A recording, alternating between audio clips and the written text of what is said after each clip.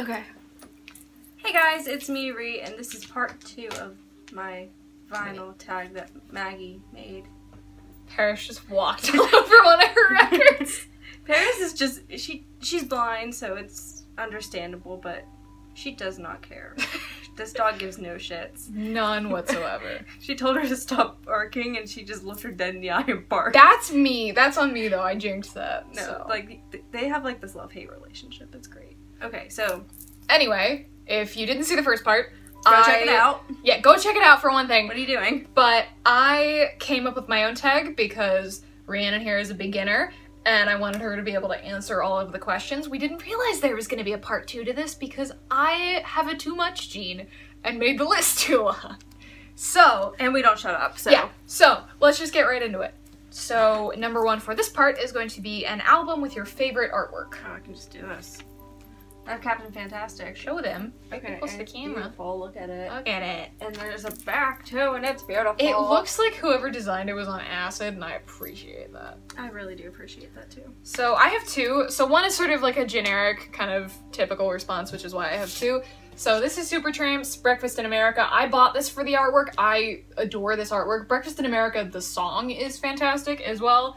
But I really, really like the sort of visual story that this gives off. And my answer to this, I wanted to make sure there were no artists on the cover because that's what I count as like artwork because I'm a snob.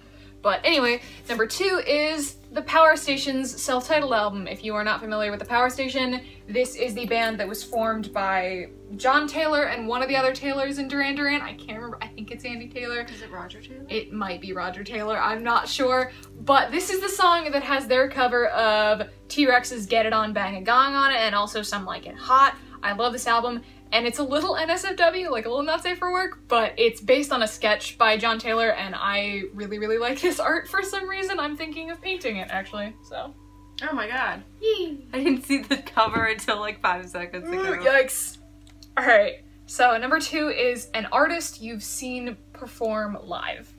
I think this is going to be obvious for Rhiannon. Yeah, I don't have a lot of artists I've seen live, but I have seen Elton John, so here's Madman Across the Water again because Tiny Dancer on vinyl is beautiful. I'm so jealous that she has Madman Across the Water because it's like the one Elton album I actually want. It's really good too. So mine is going to be super niche because I didn't want to repeat the same bands over and over and over again because I do have a tendency to do that. So mine is going to be this album that I'm going to pull out of the plastic so you can see it better. This is Anything in Between by the Glam Skanks. This girl band, this is an all-female rock band, was the opener for Adamant when I saw him in September. They are wonderful. They're amazing live. This has some great songs on it as well. What is the name of the one? Anything in Between, Jurassic Snark, and Time Warp Woman I think is my favorite on this album. This is also signed. I don't know if you could tell because the Sharpie's kind of wearing off a little bit, but I got it signed when I saw the show. And if you aren't familiar with them, they're on Spotify. You should definitely check them out, and you should definitely get your hands on this album because support girl bands. They're great and usually better than all the white dudes I keep hearing on Spotify. Okay. Blah, blah, blah, blah, blah.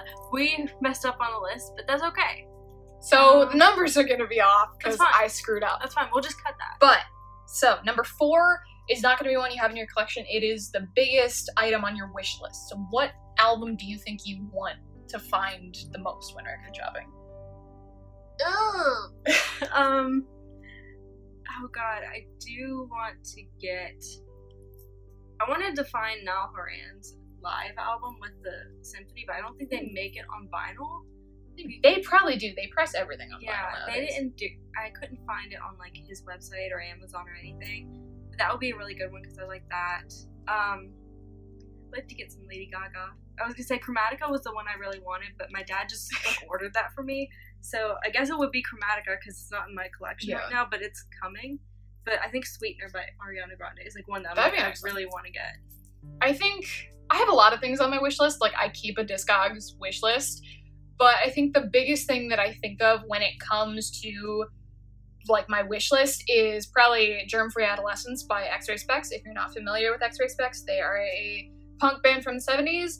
Headed by Polystyrene, and I love Polystyrene to death. I went to the exhibit that they had on her life in London when I was living there. I've met her daughter. I've read the book they released on her. She's wonderful, and I've never seen Germ-Free Adolescence anywhere. I know it exists because it's on the Discogs marketplace, and I could very easily just buy it, but it's kind of one of those ones that you want to run across in the wild in a shop.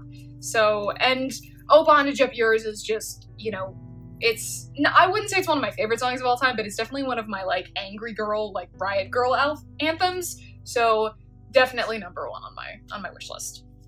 So, number 5 is your prettiest record. So, what do you think is, like, the most aesthetically pleasing album that you own? I'm gonna go ahead and say Frozen 2 because I really like this cover, and I do have the... You have the fancy colored vinyl, yeah. I have the blue one that was... You can get it at Walmart, but my dad was like, I like the blue better than the red. Is it Elsa? So, he got me that one. So, mine is Big Wows by Stealing Sheep, and it's holographic, so it's very difficult to see, but I picked... Yeah, this is the back, by the way. They're an electronic girl band from England, and I found this at Rough Trade East in London, and I picked it up entirely because of the holographic cover. Like, I didn't know anything about this band, and even when you open it, like, the sleeve art is stunning, and then you pull the album out itself, and it's clear colored vinyl, and it's really, really gorgeous. And so this is definitely, like, the most aesthetically pleasing album that I own, and I don't play it enough. I don't know why, because every time I pull it out, I'm like, this is the most gorgeous thing I own. What the hell?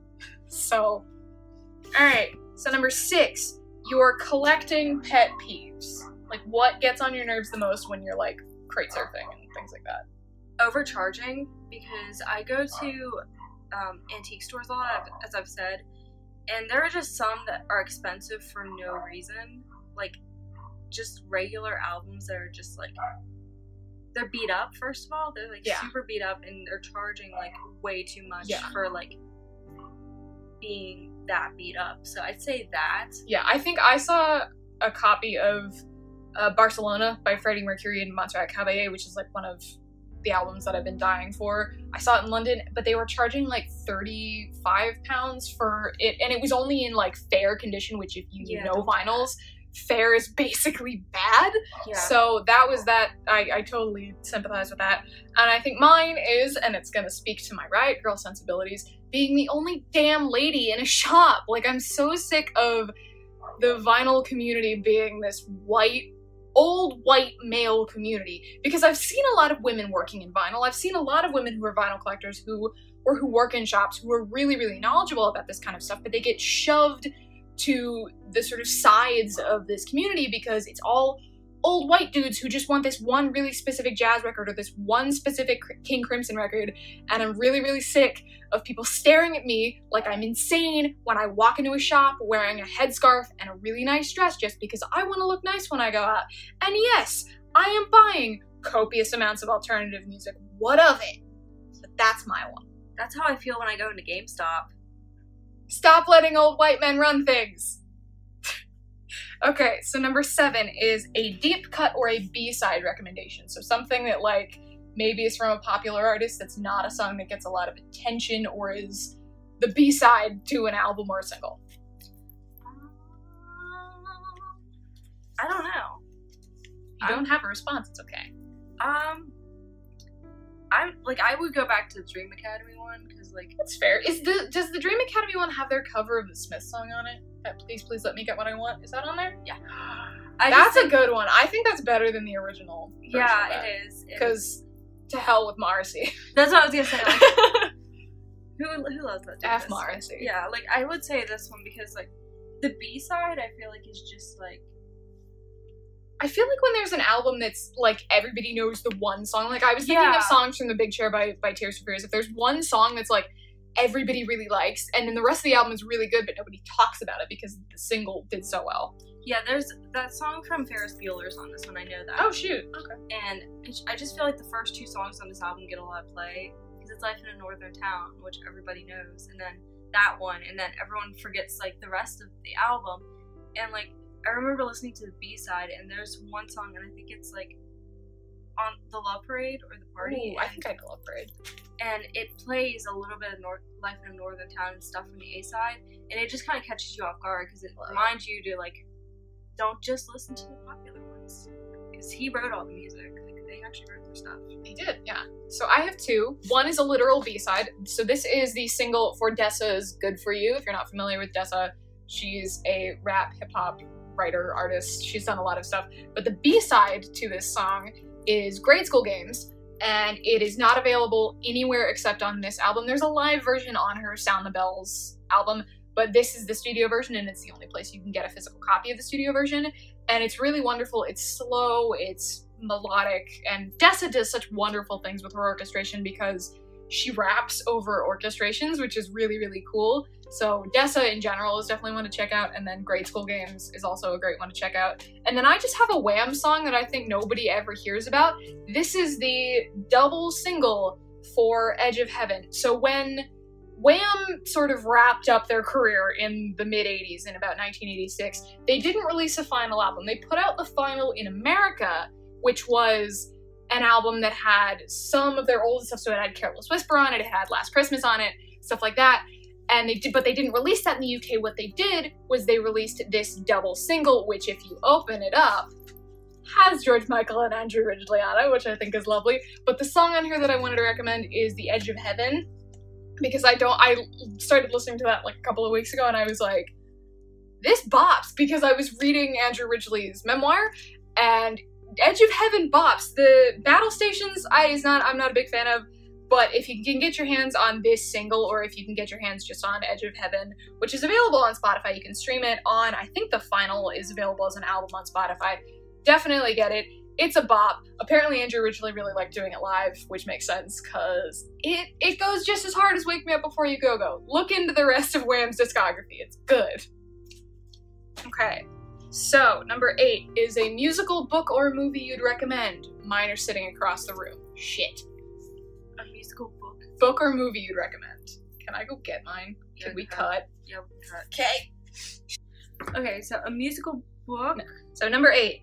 A musical, book, or movie you'd recommend. So we're going a little off vinyl because I feel like we watch and read a lot of these. I'm thinking of musical books. I can't think of any right now. I'm gonna go ahead and say the Phantom of the Opera again. The movie version of that is good. You know what? You guys need to start respecting the movie version of the Respect Phantom. Gerard Butler. Yeah, like, I feel like if you want to get into the Phantom of the Opera, a lot of people say go for the Royal Albert Hall version. But, I think that's just propaganda to get people to like Love Never Dies. And, Sorry, salty. You guys need to start respecting the Phantom of the Opera movie, because, like, it does fit in with the actual, you know what, I can recommend the book, The Phantom of the Opera, too. Yes. So, you know what, respect the movie and actually read the book, because, you know what, the book actually goes into depth about horror, mystery, and it doesn't have Christine ending up with a murderer. So, you know what? Get your sources. Okay. So, I have a couple of responses for this because I am a trash person. So the one that I don't have a physical copy of is Queen Live at the Rainbow from 1974. This is a recorded concert that you can find in full on YouTube. I recommend it more than I recommend Live Aid or Live at Wembley or Hungarian Rhapsody, mostly because it shows off Queen's early repertoire, and as I talked before in the first part of this series, that I really appreciate Queen's pre-Bohemian Rhapsody repertoire, so you get things like Ogre Battle and Seven Seas of Rye and Killer Queen and a lot of great songs that they didn't do later on in their career that I really, really love and really, really appreciate. And you get to see long hair Freddie Mercury with his very, very flamboyant outfits, which I don't think is something that you get as much of with Live Aid or with Live at Wembley. And then the two books that I have to recommend, one is a nonfiction, one is a fiction. Fiction is The Vinyl Detective by Andrew Cartmel. Andrew Cartmel script edited and wrote for Doctor Who for a long time, but this series is a series about a vinyl collector, wink wonk, who gets roped into solving mysteries and disappearances and murders because he's tasked with finding really rare records. So you get these really lovely descriptions of him like crate digging in London and this really, really fun description of his collection, and it's really funny. It's got fantastic characters. Highly recommend if you need something for a quarantine read, excuse me. And then the nonfiction is Revenge of the She-Punks by Vivian Goldman. This is a nonfiction chronicle of the evolution of punk and women in punk. So it gives you, every chapter has a theme, so identity, money, love, those kinds of things, and she gives you a playlist for each chapter, so you have all these songs to start off with, and it goes from everything from Polystyrene and X-Ray Specs to Blondie to Pussy Riot to The Bags. It's everybody and anybody, including herself. Her song Laundrette is featured in this book. And if you really want a good, like, academic starting place for punk, if you're interested in it, this is a book that I highly, highly recommend. So, number 9 is, what was the hardest record for you to find? Like, what did you search for forever that you couldn't find and finally did? Do you have any of those? Have you gotten to that point yet? No. Is there something you're looking for that has been difficult to find? This is one that, I don't know how difficult this is to find, but I know I got you The Dance by Fleetwood Mac. Yes. And now I want that for my collection. And now you can't find it. It's super expensive. I remember that I almost had to pay $50 for you, and I was like, I don't think I'm gonna spend $50 on this record, because I just didn't think it was gonna be like... Yeah. Not on a new record, because that copy was definitely new. It's definitely new, and I'm like, no. I found it for cheaper and more affordable, so I might try to add that to my collection, because I think The Dance is just super underrated, because, like, my name is Rhiannon. I'm named after the song, and I think that version of Rhiannon is better than the original, and I think you should take my word for it, because my name is Rhiannon. Okay, so mine, I mentioned this artist before in the first part of this series, but this is Dirk Wears White Socks by Adam and the Ants. This is the first studio album. This is a completely different lineup from the rest of the Adam and the Ants albums, and I have his entire collection, and this one usually isn't the most difficult to find. I showed off, in the first part, that's not the right one, go away, slutty. Not you. No, this one, Manners and Physique. This is usually really difficult to find, but I somehow found this within like 3 months. The problem with finding this is that I had found a couple of copies in London, but they were scratched to hell and back, and it took me forever to find a clean copy. This one still skips on Animals and Men. I'm fine with it, but this is definitely one that if you can get your hands on it and you like punk music, it's very, very good. It's a little weird. There's definitely some phallic references in this that I only just picked up very recently, but it took me until, I think I started searching for it in January of last year, and it took me until like early May, because he is elusive, because I like the Bastard Men apparently. So... Alright, so the last question finally is, what is your most recent find? What have you picked up the most recently? It's gonna be... Oh, where'd it go? Where'd your boy go? I found this at Barnes & Noble. It's Diamonds by Elton John. It was very expensive, but it was like it's a compilation, that's why. It's really nice, like... Look at my gatefold. Ooh, pretty. It's amazing, and it has all my favorite songs on it, and it was like the one vinyl I just really, really, really wanted, and I found it, so. Okay, so mine, I have 2. So she actually showed it off earlier. I have Frozen 2, but I have the red version. I have the red colored vinyl because I got this at Target as a reward for surviving going into Target during quarantine. Again, we've talked about this. We both really, really like this album, like this movie. My most recent vintage purchase, however, was I got this on Discogs. This is the soundtrack to a film called Slam Dance that is absolute trash, and I don't know why I own this thing. I bought this because it was $4 on Discogs because nobody wants it. It is the soundtrack to a movie starring Tom Hulce of Amadeus fame. I love him so and also, there's my trash man. You can see Adamant. Again, 2 Adamant records in a row. He's not on this. I probably would have bought this sooner had he been on the soundtrack, but the man made a smart move and didn't do that, so I just appreciate the fact that he's on the back. And the movie doesn't make any sense. You can find it on Amazon Prime and watch it, and, like, you'll see what I mean. And the soundtrack is just as bad, so I don't know why I bought this. You're trash. I am trash. As is she. Thank you for watching. Until next Friday, have a fantastic week. You're all trash.